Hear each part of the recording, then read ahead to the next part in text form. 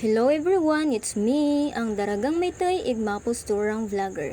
So, support to this video guys. So, kung makikita nyo po, kami po ay nanggaling sa boarding house po ng aking kaklase. So, after po ng class namin kaninang umaga, ay dumiretso na po kami sa kanyang boarding house. So, hindi na po kami umuwi na dalawa ni Ronilyn. So, pagdating po namin doon sa kanyang boarding house, ay pinagluto niya po kami ng adobong manok, ng ginataang manok, ng apritadang manok, ng lechong manok. So, charis lang guys. So, ayun nagbili na lang po kami ng ulam, nag-ambag-ambag po kami, and then sumaing na lang din po siya. So ayan, thank you so much Karen sa pagpapatuloy sa iyong boarding house and also sa paghahanda po ng mga pagkain. So ayan guys, naglalakad na po kami niyan kahit sobrang init po dyan ng panahon. So dahil po kami ay pupunta po ng Siksikan, doon po sa may papasok po ng kanto ng Welcon, dahil gagawa po kami ng para po sa aming demo teaching this coming Saturday. So ayan guys, nandiyan na po kami banda sa Petron. So malapit na po kami sa abangan ng cab. So ayan nga po, sobrang init po talaga ng panahon. So mabuti na lang meron po kaming dalang payong. So dalawang payong po yung dala namin. So ayan guys, nandiyan na po kami sa abangan ng cab. Pero alam nyo guys, so hindi naman po talaga cab yung nasakyan namin. So meron po unang tricycle na huminto, kaya lang hindi po kami sumakay kasi nga po puno sila and sobrang init po talaga, kaya hindi po kami doon sumakay. Mabuti na lang po meron po ulit na isang tricycle na dumaan po after ng isang tricycle. So yun, doon po kami sumakay. So ayan, nakasakay na po kami dyan, 3 po kami. So, yung mga kasamahan po namin is hindi po namin alam kung nandun na sila, pero si Kuya Wistan daw po is nasa bayan pa. So, pero sila Ate Rona wala pa rin yata doon. So, ayan guys, nagbibiyahe na po kami niyan. So, ayan. Yan po si Kuya, yung aming driver. So, sobrang ganda po ng paligid. So, ayan guys, grabe. Nag-ano po ako, dyan na lang po ako sa likod ni Kuya. Kasi kapag dun po ako sumakay sa may harap ng tricycle is sobrang init po. Kaya dyan na lang po ako umupo. So, ayan. Back ride muna tayo. Support to this video. So, ayun guys, medyo malayo-layo pa po talaga yung aming pupuntahan. So, nakaraan po, doon din po kami gumawa ng para sa demo namin nung nakaraang semester. So, malayo pa po siya guys. So, ayan, kaya nag-tricycle na lang din kami. Kasi kapag multicab kasi yung aabangan namin, baka matagalan pa kaming maghintay. Tsaka ano lang naman, lamang lang naman ng 5 piso yung pamasahe sa tricycle. Kasi po sa cab is 15 pesos and then sa tricycle po is 20 pesos. So, ayan po si Ronilyn and ayun po si Karen. So, ayan. Sobrang ganda pala sumakay sa likod ng driver. Hindi sa likod ng driver ha, baka literal na likod ng driver yung sinasabi nyo. So yan guys, nakababa na po kami sa babaan. So patawid na po kami niyan sa Welcon, doon po sa kabila. So papasok po doon sa may kanto na yun doon sa kabila, yun po yung papasok doon sa gagawan po namin ng amin pong demo. So yan guys, naglalakad na po kaming 3. So ayan, nandyan na po kami sa may tindahan banda. So dyan muna po kami nag-upo dahil inaantay po namin yung magsusundo sa amin, dahil susunduin po kami ni Kuya Wistan papunta doon sa kanilang bahay. Dahil nga po malayo-layo pa rin po yung papasok doon sa kanila. So aantayin na lang po namin siya para po sa kanya na lang po kami magsakay. So hindi sa kanya pala, sa motor niya pala I mean. Kasi sobrang bigat naman kung 3 kaming sasakay sa kanya. Grabe naman yun. Charis lang guys ha. Sa motor pala I mean. So ayan. Ayan yung mga kasama ko guys. Diba ang gaganda nila. Sobrang Latina mga girl. Grabe. Dahil sobrang init ng panahon, si Ronilyn sige na lang inom ng tubig. Tama na yan. Sa bagay, mas maganda sa katawan guys kapag mainit yung panahon is palaging uminom ng tubig. So, ayun. Nakitambay lang kami dyan sa tindahan kasi wala kaming ibang matatambayan. Sobrang init kasi doon sa kabila kapag doon lang kami stay. So, ayan, habang inaantay namin sila, ayan, kung ano-anong mga nakikita namin dyan, pinagchichismisan, charis. So, ayan guys, so si Ronilyn po is, nauna na po siyang hinatid ni Kuya Wistan. So, hindi ko na po vinidyuhan yung pagsundo sa kanya. So, 2 na lang po kami naiwan dyan ni Karen. So, ayan, tamang kwentuhan lang muna kaming 2 habang inaantay ang aming chopper, charis. Habang inaantay namin yung aming sundo. So, ayan guys, nakasakay na po kami. Sinundo na po kami ni Kuya Wistan. So, yan po si Kuya Wistan, yung amin pong driver. So, yung masipag maghakot, charis.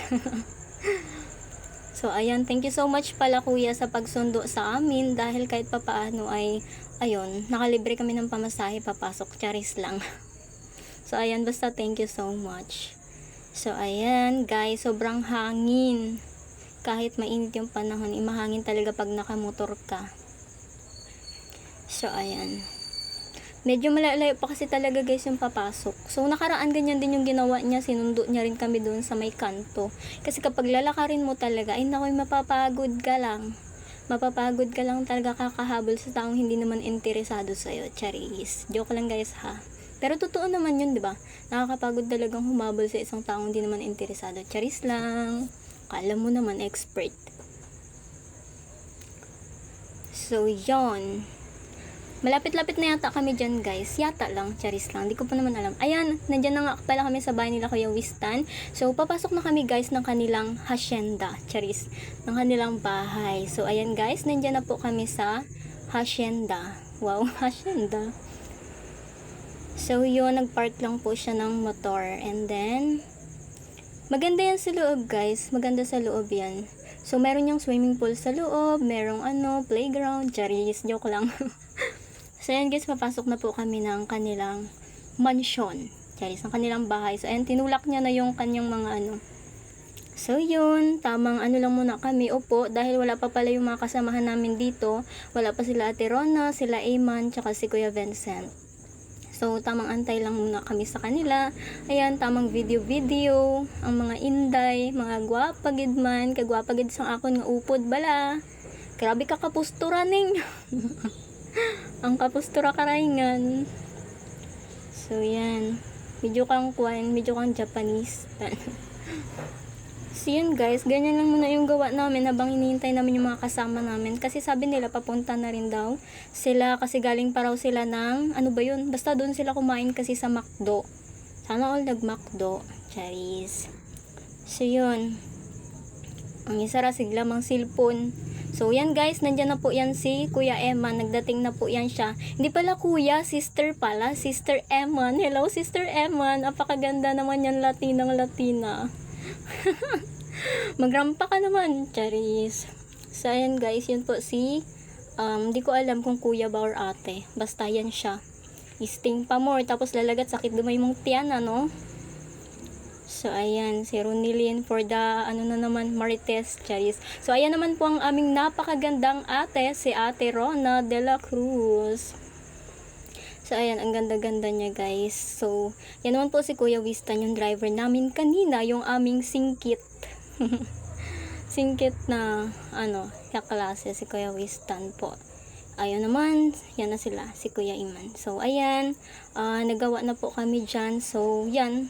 Guys, hindi ko pinakita lahat ng mga ginagawa namin kasi syempre hindi pa naman pwedeng ipakita kasi nga po hindi pa po kami nakakapag-demo. So ngayong Saturday pa po.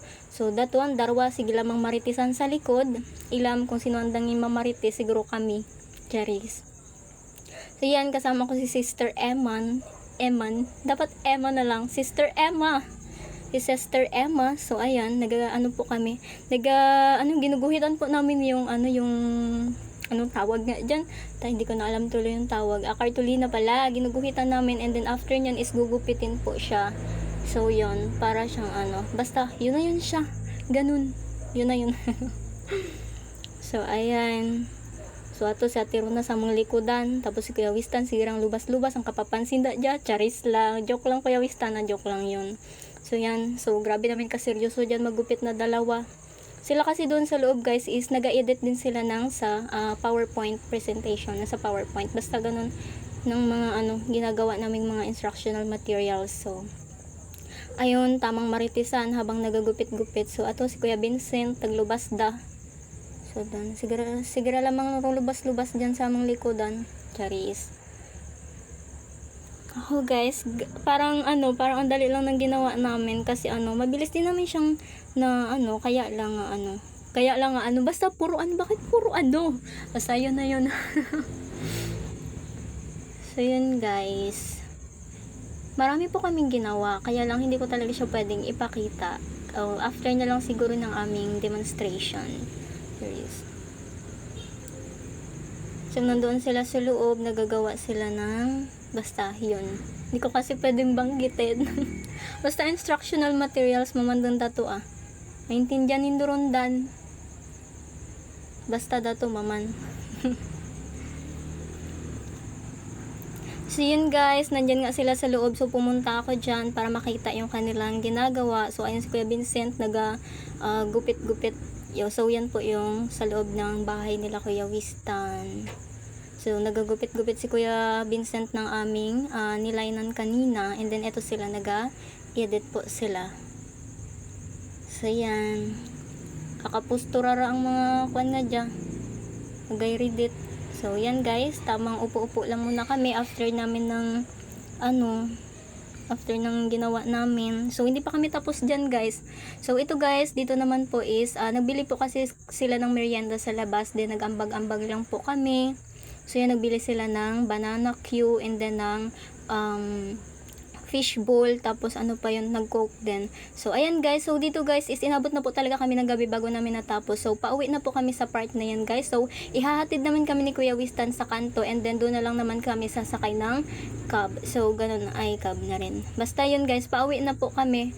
Malapit na po kami niyan sa kanto. So, ayun, ingat sa amin, charis. Ingat pala guys. So, thank you so much everyone. So, thank you so much Kuya Wistan sa pagpapatuloy sa iyong tahanan, sa iyong mansyon, charis. Maraming salamat talaga.